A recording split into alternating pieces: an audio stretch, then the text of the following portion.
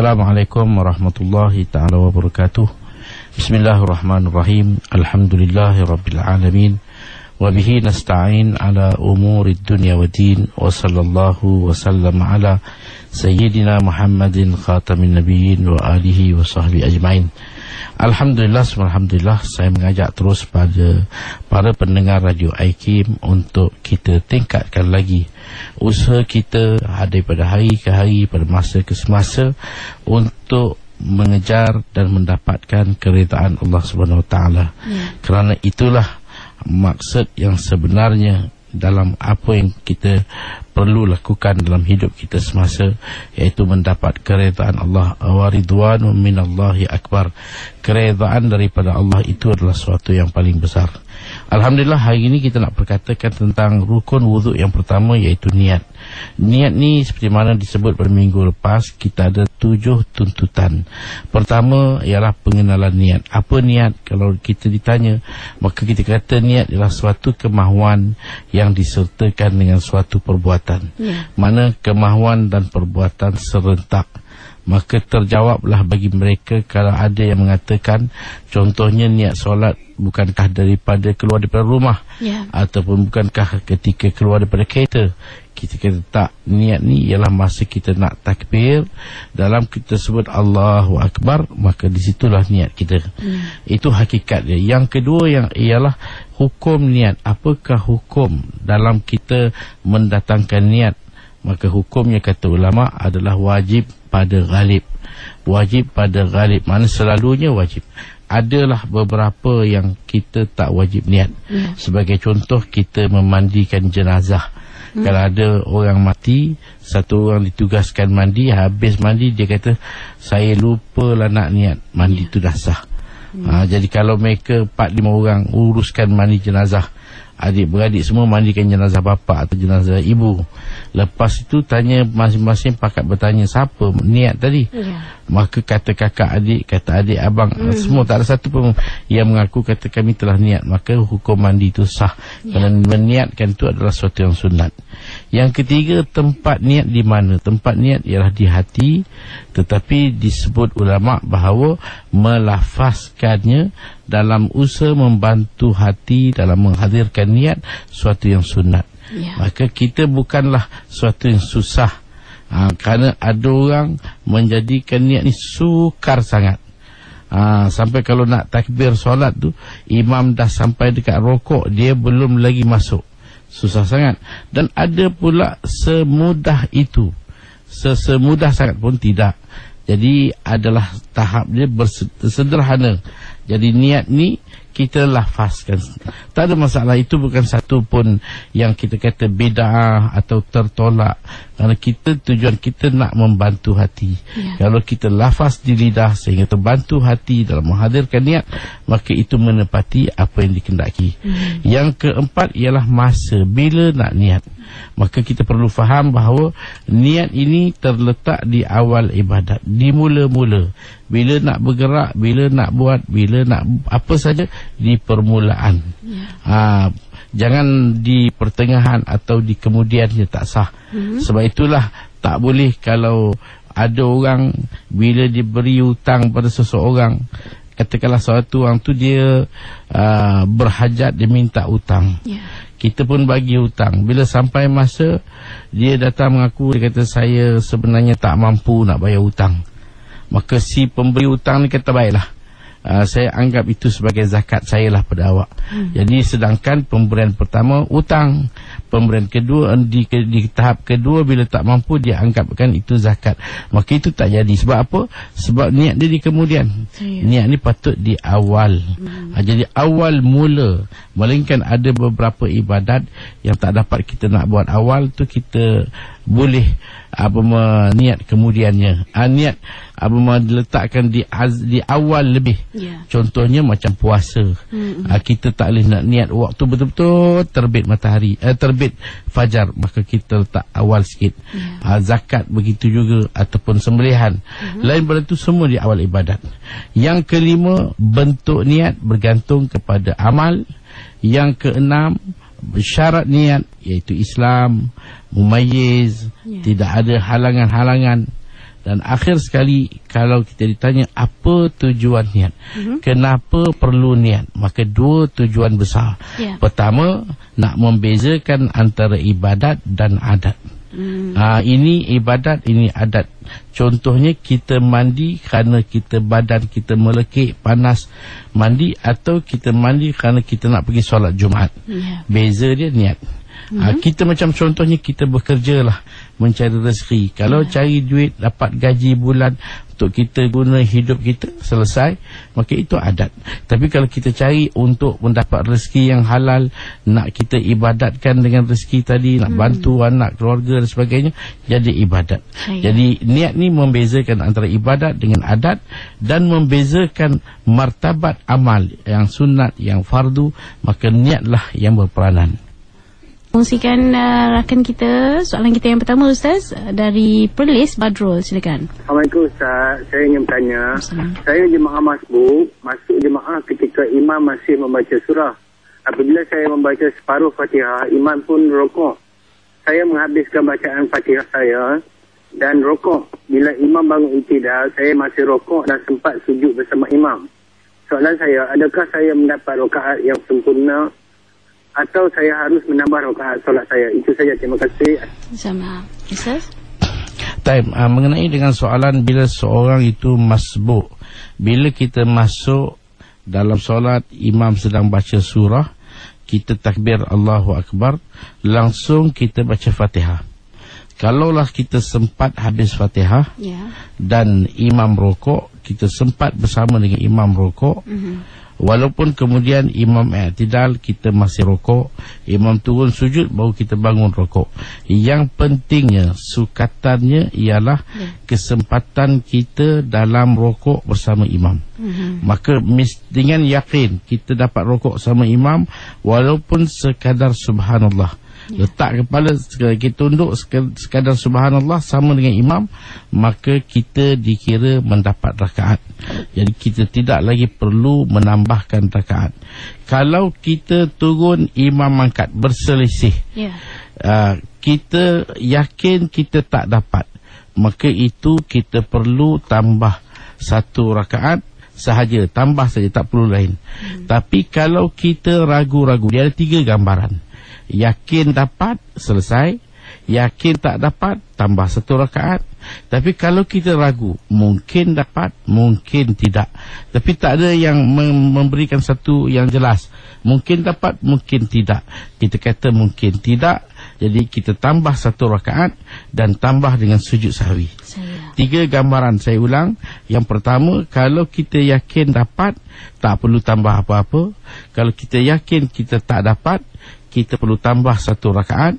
Kalau kita ragu-ragu, mungkin dapat, mungkin tidak, dalam masa kita rokok sama dengan imam, kita tambah 1 rakaat dan kita tambah dengan sujud sahwi di akhir.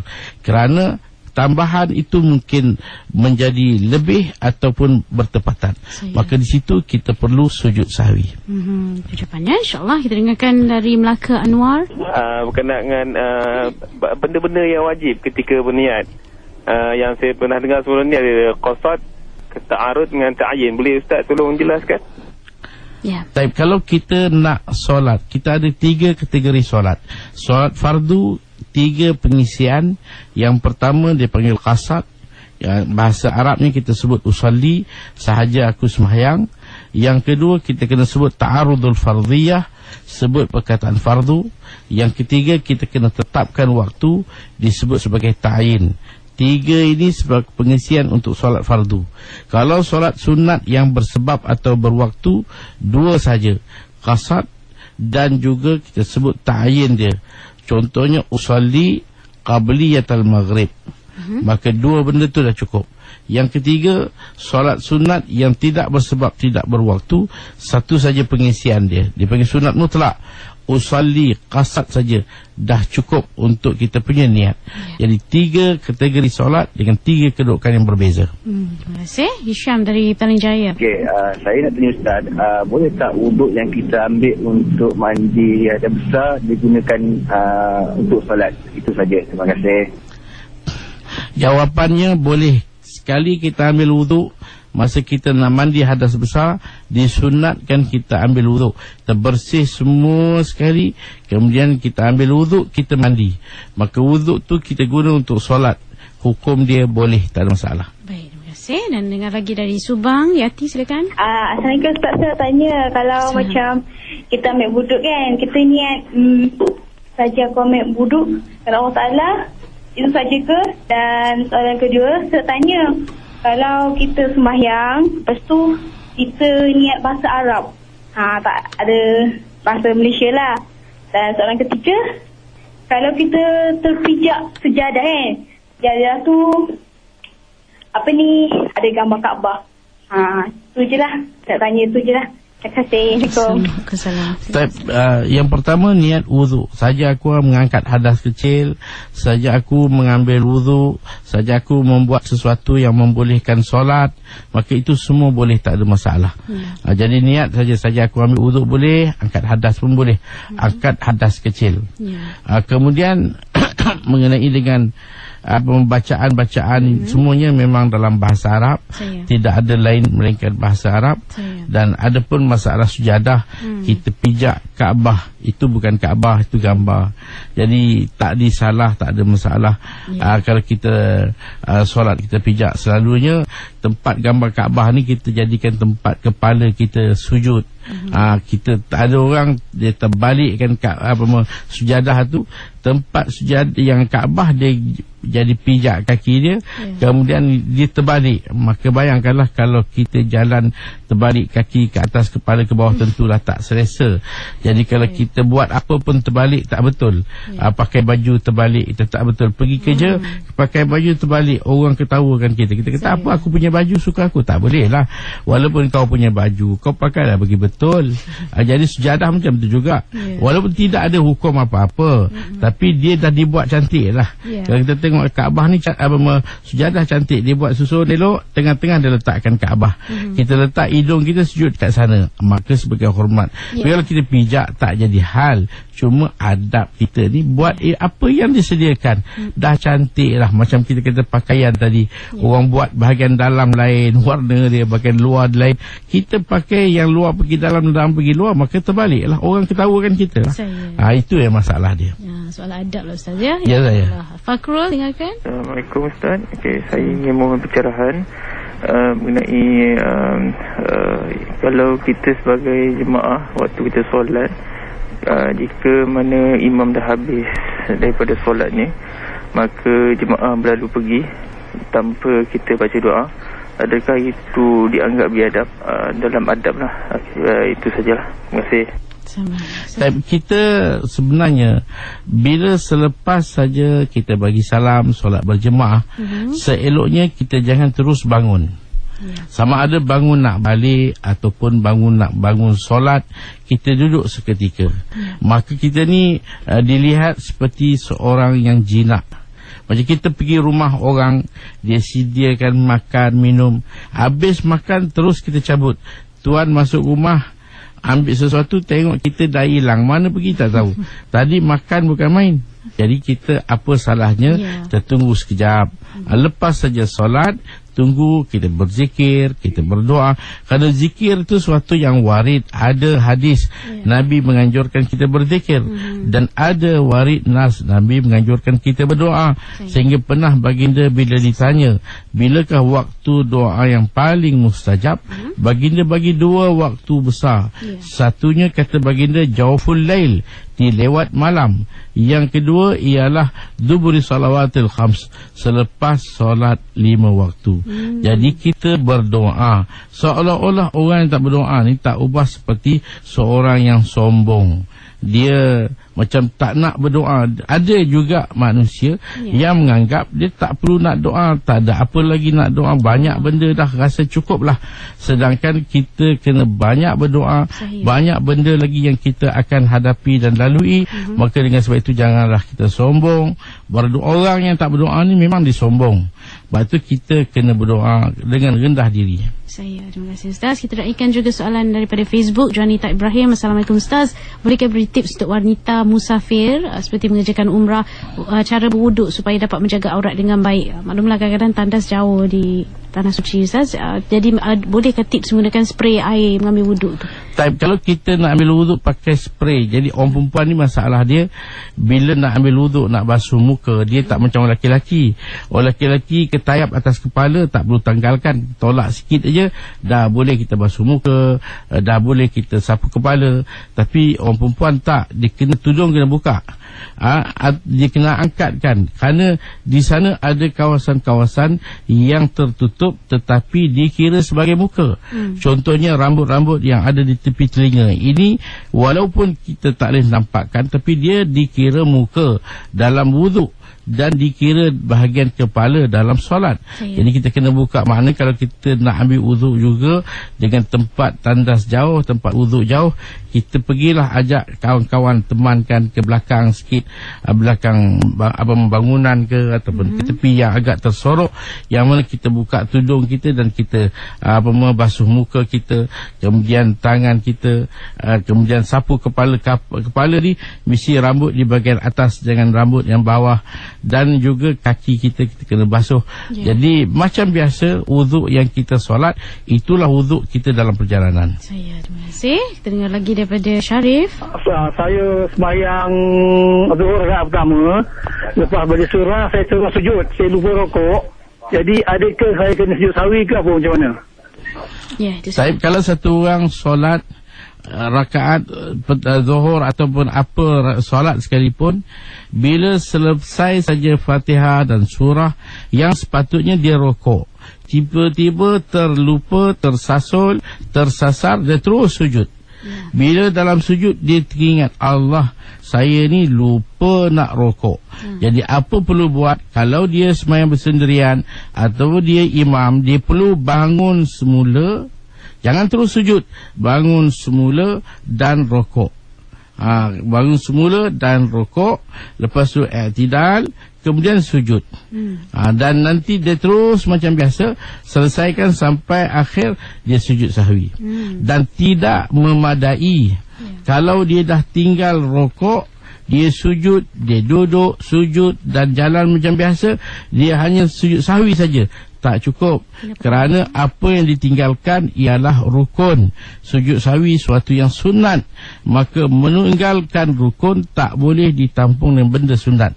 Jadi dia kena patah balik, bangun, rokok. Ini kalau dia seorang imam atau sembahyang bersendirian. Tapi kalau dia makmum, masa imam rokok dia masih baca Fatihah, imam sujud baru dia selesai, jadi dia turun sujud.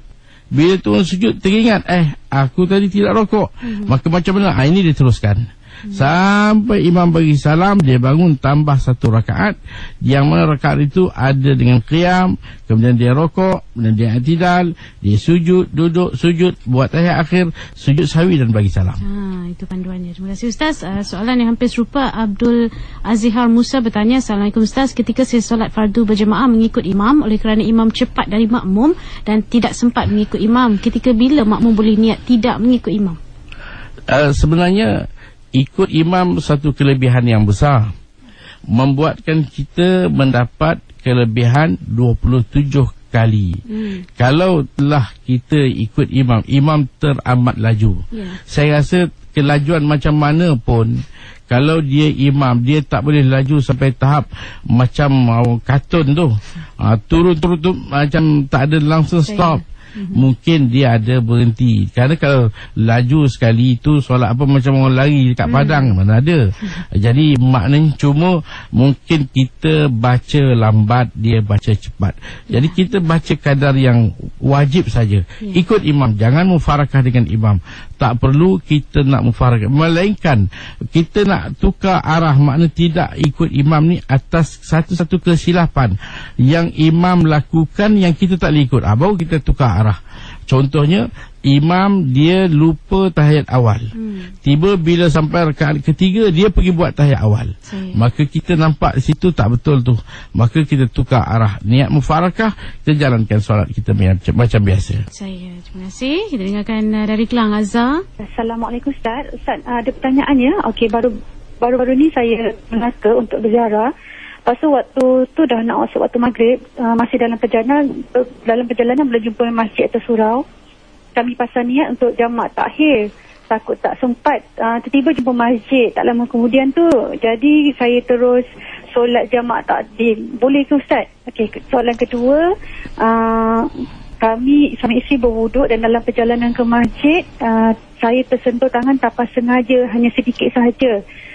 Perlu ke berwuduk kembali? Dan soalan ketiga, boleh ke suami menantu bersalam dengan ibu tiri saya? Okey, itu saja. Yes, yes. Baik. Mengenai dengan pertama sekali kita niat untuk jamak takhir, tiba-tiba berubah nak buat jamak takdim, hukum dia boleh sekiranya waktu kita niat untuk buat takdim waktu cukup. Maknanya waktu masih boleh kita nak buat zuhur dan nak buat asar cukup, tak ada masalah. Kita ingat mungkin bas kita lambat, kita ingat mungkin perjalanan kita jauh, tiba-tiba kita ingat masjid tak ada dalam perjalanan, lain dugaan kita, lain pula apa yang berlaku, maka boleh kita ubah, tak ada masalah. Jadi kita niat takhir, ubah kepada takdim, asalkan waktu cukup, boleh. Yang kedua, sentuhan antara suami isteri ini sikit ke banyak ke dia tak kira, asalkan sentuh kulit sama kulit batal. Kalau bukan kulit atau berlapik tak ada masalah. Tanpa lapik, tangan bersentuhan tangan, kaki terkena kaki, maka itu batal. Adapun ibu tiri, maka menantu kita nak bersalam dengan mak tiri kita. Mana kita ada menantu, kemudian kita juga ada mak, tapi mak tiri, kerana mak betul dah meninggal, bapa kita kahwin lain, maka itu mak tiri kita. Kemudian anak kita dah besar, kemudian kita kahwinkan anak perempuan dapat menantu laki-laki, atau anak laki-laki dapat menantu.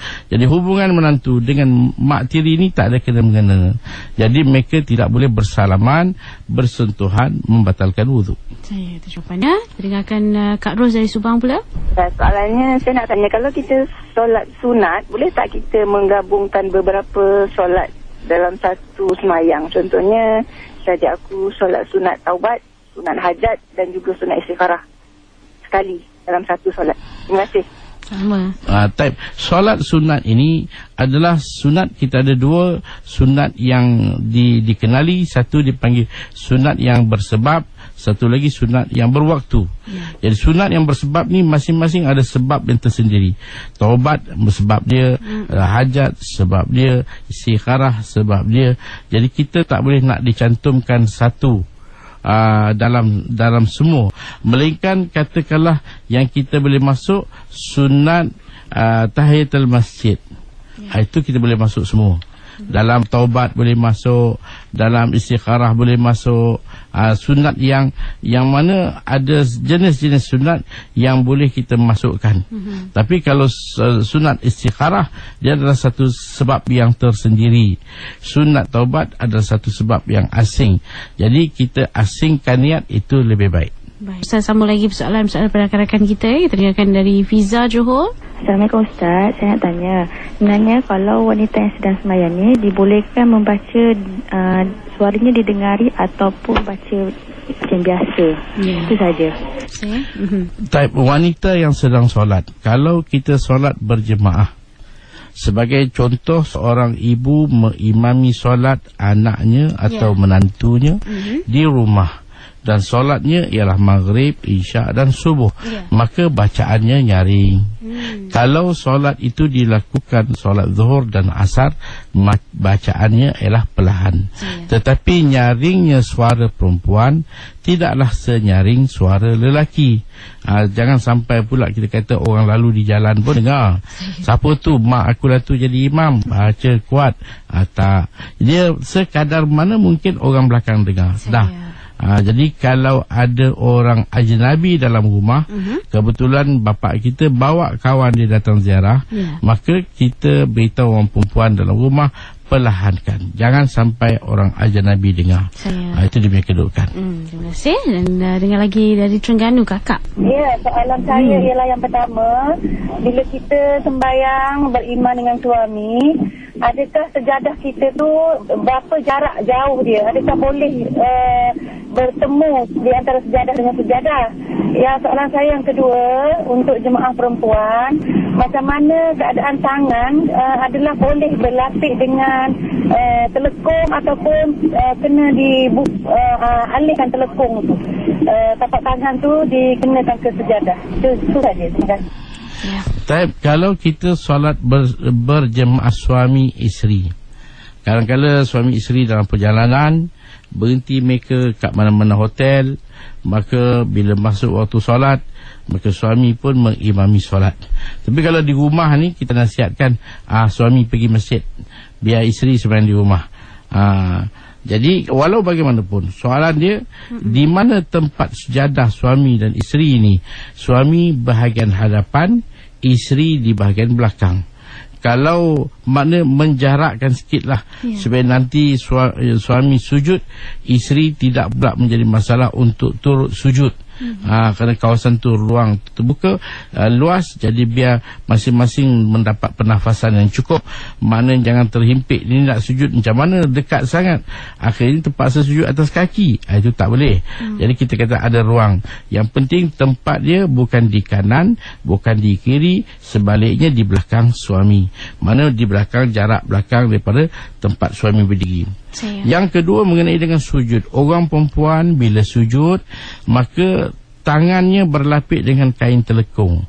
Apakah ianya akan menjejaskan atau tidak? Jawapannya tidak, dan memang pun orang perempuan biar tangan di dalam kain telekung, tak nampak dan tak kelihatan, itu lebih baik. Kerana yang pentingnya dia sesuatu yang tak boleh berlapik ialah dahi. Dahi itu biarkan terbuka untuk sujud. Lain pada itu tak ada masalah kalaupun berlapik. Sunat tangan berlapik dan wajib kaki berlapik. Terima kasih Ustaz. Kita dengarkan dari Jasmi. Assalamualaikum Ustaz. Bagaimana Ustaz saya apabila saya solat di belakang imam yang saya yakin imam tu seorang perokok? Jadi saya nak kepastian sajalah sama ada solat saya sah ke ataupun tidak. Assalamualaikum. Boleh, tak ada masalah kalau kita solat belakang imam. Perokok pun boleh. Kalau takdirkan imam tu pemabuk pun boleh. Sebagai contoh, kita tahu imam ni, kita nampak dia orang yang mabuk, pernah minum arak. Cuma jangan solat dia tu dia sedang mabuk, tak boleh lah. Orang mabuk macam mana nak solat? Tapi dia dah, katakan pagi dia mabuk, jadi malam dia pun elok, dia jadi imam, tak ada masalah. Kerana segi dosa tu masalah dia dengan Allah. Kerana arak ni adalah dosa dia dengan Allah. Jadi makna kalau dia seorang yang pemabuk, dia jadi imam, boleh. Sehingga orang yang dipanggil fasik, orang fasik dia jadi imam, tak ada masalah. Segi hukum solat sah. Siang tadi kita nampak dia pakai seluar pendek je. Dia jalan sana sini, pergi pasar, semua nampak pakai seluar pendek. Tiba-tiba waktu zuhur dia naik jadi imam. Maka orang pun terkejut. Pak Haji tu atau Pak Lebay tu, kawan tu tadi aku nampak pakai seluar pendek, sekarang naik jadi imam. Bukan masa jadi imam pakai seluar pendek, pakai biasa. Cuma dia ni kita tengok macam seorang yang kita tak begitu nampak baik dia seorang yang fasik, jadi imam. Boleh ke? Jawapan dia boleh dan sah, tak ada masalah. Selagi dia seorang yang bacaannya betul dan dia betul dia punya pelaksanaan dia, solat kita di belakang dia sah. Subhanallah, itu dia. Dan dengarkan dari Sekamat Cik Taufik. Soalan saya, boleh ke sembahyang kita kalau kita lupa ayat akhir sebelum imam memberi salam, tapi sujud yang pertama sebelum sujud kedua dia baca ayat akhir, lepas tu apabila dia teringat balik dia sujud, lepas sujud terus beri salam yang kedua, yang akhir tu, boleh atau tidak? Dan adakah kena sujud sahwi? Itu saja. Assalamualaikum. Yes, jadi satu orang soalan ni agak belit sikit. Dia tak buat kali pertama tu, hanya sujud, bukan sujud, dia tahiyat akhir. Lepas tu dia baru sedar dia belum tahiyat akhir, dia beri salam dan dia patah balik. Bila dia teringat tu dia patah balik, sujud, bangun, buat tahiyat akhir, kemudian terus bagi salam. Mana kalau dia tahiyat akhir ni rukun. Kalau lepas saja dia sujud, dia tak buat tahiyat akhir, dia bagi salam. Dia sujud, duduk sujud, Assalamualaikum. Lepas salam baru teringat, belum baca tahiyat akhir. Jadi macam mana keadaan? Dia tersilap lah. Dia dah turun sujud rakaat akhir. Sujud, duduk, sujud, Allahu Akbar, bangun, Assalamualaikum. Lepas tu baru dia teringat tahiyat tak baca. Jadi macam mana kita kata baca tahiyat? Kerana salam yang dibuat tadi salam yang tak disengajakan. Bila tak disengajakan tak batal. Jadi apa yang perlu buat, dia baca tahiyat. Baca sampai habis tahiyat, sampai sebelum dia nak bagi salam, sekarang sujud sahwi. Sekarang sujud sahwi 2 kali, kemudian bagi salam. Tapi kalau dia sengaja bagi salam lepas sujud, batal. Tapi kalau tak sengaja, saya nampak soalan ni mungkin dia kata satu orang dia solat, bila sampai rakaat akhir dia turun sujud, dia duduk, dia sujud, dia bagi salam, atau lupa, baru teringat tak baca tahiyat lagi. Apa nak buat? Maka jawapannya baca tahiyat. Makna solat tak batal. Kerana awak dah lupa, tak batal. Baca tahiyat sampai habis. Dan sekarang sunat awak sujud sahwi 2 kali, kemudian bagi salam. Maka solat sah, tak ada masalah. Itu dia pencerahan untuk Cik Taufik ya. Kita dengar seterusnya Muhammad dari Mid Valley. Okey, soalan pertama saya, Ustaz, kalau kita ada paip, dan paip tu, air paip tu jatuh dalam baldi, dan air baldi ni sentiasa bertukar. Jadi saya ambil wuduk menggunakan air paip tersebut, dan air wuduk ni jatuh kepada baldi tu, dan baldi dan air paip, air wuduk jatuh dalam baldi, dan air paip juga jatuh dalam baldi, dan air baldi itu sentiasa bertukar hingga melimpah-limpah. Jadi pertanyaan saya, Ustaz, boleh tak kita gunakan air dalam baldi itu untuk ambil wuduk? Sebab dia dah bercampur dengan air wuduk yang kita ambil tadi tu. Masa yang sama air paip pun jatuh. Itu yang pertama. Yang kedua, Ustaz, kita sembahyang berjemaah, imam baca kuat. Ketika kita masbuk, imam berzikir. Imam berzikir kuat sehingga mengganggu bacaan kita. Ya, itu saja, Ustaz. Baik. Mengenai dengan air dalam baldi dan paip yang kita buka.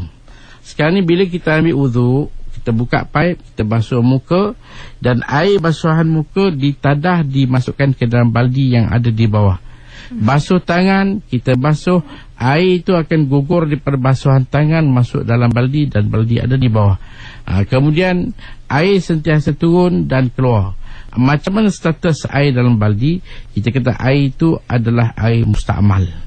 Walaupun pipe tadi kita buka sepanjang malam sekalipun, air masuk baldi dia melimpah keluar, masuk baldi melimpah keluar, tetapi disebabkan jumlah air yang tersimpan dalam baldi itu tidak sampai kepada 2 qullah, maka air dalam baldi itu adalah mustakmal. Air itu tak boleh digunakan untuk wuduk, tak boleh digunakan untuk cuci najis. Itu dia punya kedudukan dia.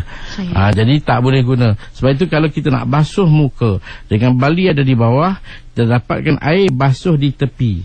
Jangan biarkan air masuk daripada basuhan muka ke dalam baldi. Kalau masuknya air basuhan muka 1.2 itu tak ada hal, kerana kecil. Tapi kalau jumlah semua basuhan muka yang pertama dimasukkan dalam baldi yang kurang daripada 2 qullah, maka jawapannya air itu adalah mustakmal.